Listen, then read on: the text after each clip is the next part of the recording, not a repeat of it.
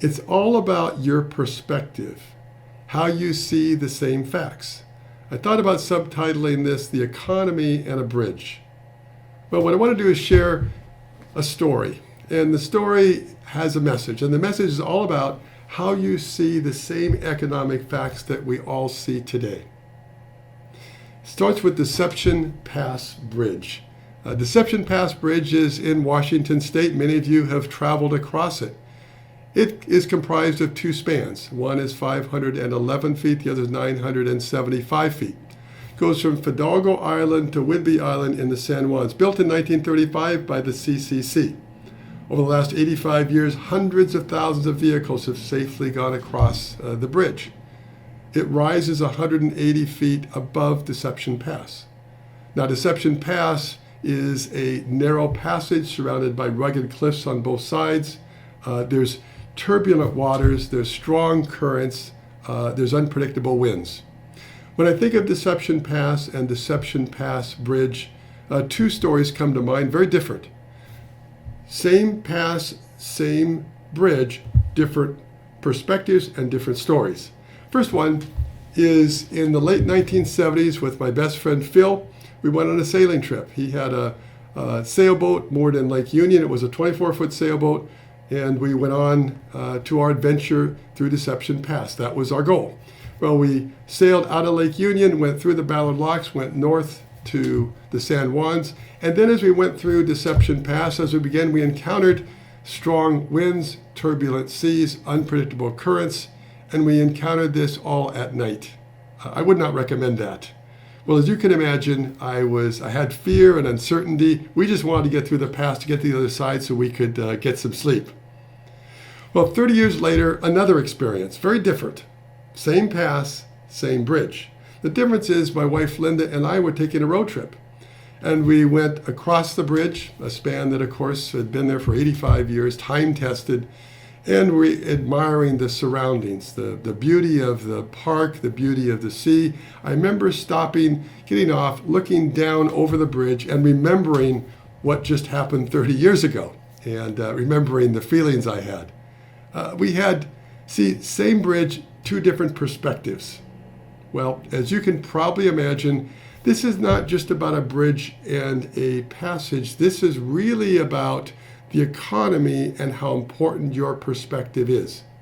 You see, the facts are these, and this is the turbulent waters. First of all, unemployment's above 10%. Second of all, we see a stock market that declined 30% in 22 days, and then we saw it rise 12% in 1 week, the biggest increase since 1938. We have a ballooning federal debt. We have some businesses on the brink of bankruptcy. We're wondering when we're going to get back to work. And we have a virus that still we don't have a vaccine for, and there's a lot of uncertainty surrounding that. See, we are threatened to our livelihood and our lives. Well, that's what we all see. That's the economic turbulence below the bridge. Let's take a little look at the bridge itself. So I'm going to suggest that the bridge is there. We just need to open our eyes to it and keep our perspective focused appropriately. See, the bridge is based on 4 economic pillars, our economic bridge. First pillar is past history. The markets have been here before. The circumstances are different, but some of the patterns are the same. And in each case, we've gone through it. We've risen to higher highs. That will happen again. Second pillar is all about public policy decisions, including the Federal Reserve. You see, what Congress has done and the President has signed is a $2.2 trillion CARES aid package, help individuals and businesses. That's been followed by other packages as well.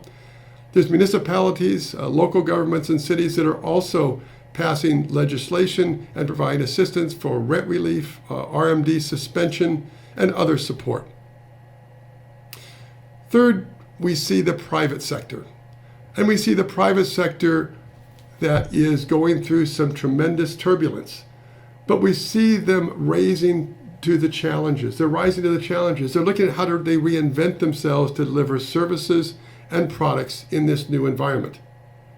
You've seen distilleries produce sanitizer. You've seen auto plants producing ventilators. You've seen aerospace companies producing face masks. You've seen companies embrace technology in ways they haven't done before. You see, by the necessity, that old phrase is the mother of invention, and you see that transpiring and you see it being done in a very creative way. So besides past history, besides public policy, besides the private sector, the fourth pillar is people. And as I think about people, three terms come to mind: resilient, creative, and heroic.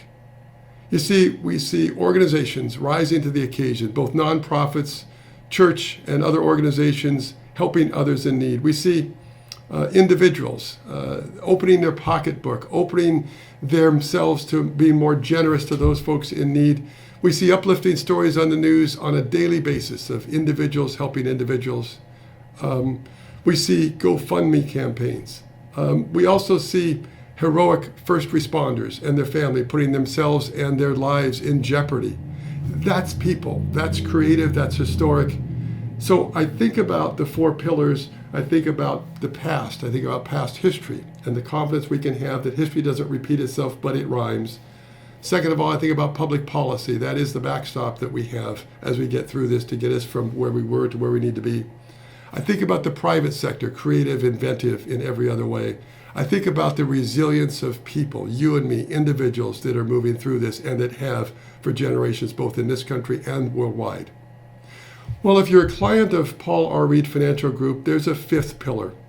And that fifth pillar also begins with a P, and that is a plan. You see, you have a plan that was developed through a time-tested, well-vetted process reflecting your goals and objectives and our research, with a purpose of delivering on your objectives through these turbulent times, recognizing that they will exist. The calm waters are there and the turbulent waters. Well, this brings me to a simple question for all of you. And the question is this: are you focused on the bridge or on the waters below? You see, it's your perspective that matters. It is really how you look at what you see that determines what you think about and what becomes your reality. Let me go one step further and share, as we wrap up, a couple of quotes and a couple of lessons from nature. One quote that reflects that is a quote from George Lucas. And George Lucas just says, always remember your focus determines your reality. I'm not sure he's talking about the financial markets, but it certainly applies. And then this takes it one step further. And this is from the Bible in Proverbs 23:7. It takes it one step further. It's what we think about, and it simply says, as a man thinks, so is he. Well, my goal for all of you is very simple, is to encourage you to focus on the bridge and not on the waters below. Is to let this time in your life be part of the creative process that you use as you look towards the future. And then my perspective is best expressed with several lessons from nature that are very simple. You see, I think nature has a lot of truths and we just need to open our eyes a little bit. This reflects a future of our financial affairs, the future of our economy, the future of our country, the future of our world, the future of our very lives. And the truth is very simple. Very simple. Happens every year. And it's just this: spring always follows winter. And folks, after a storm, there's always a rainbow. You know, it's been my pleasure in talking to you.